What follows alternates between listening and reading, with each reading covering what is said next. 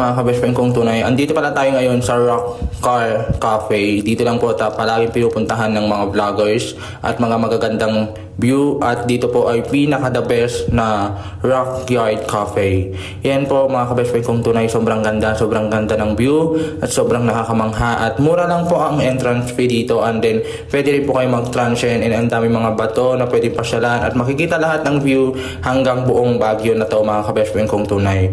So mga kabest friend kong tunay, ito lang po ay ang Rock Yard Cafe na always number 1 at kabago-bago lang po dito sa Baguio, at mga murang pagkain at mga masasarap na pagkain dito mga kabest friend kong tunay. At napa-order nga po ako mga kabest friend kong tunay dahil mahigit 249 pesos lang po mga kabest friend kong tunay, dahil the best ang chicken nila dito. At hindi lang po yan mga kabest friend kong tunay, dahil pati mga sabaw na mga sinigang at nagkakahalaga lang po ng 320 pesos.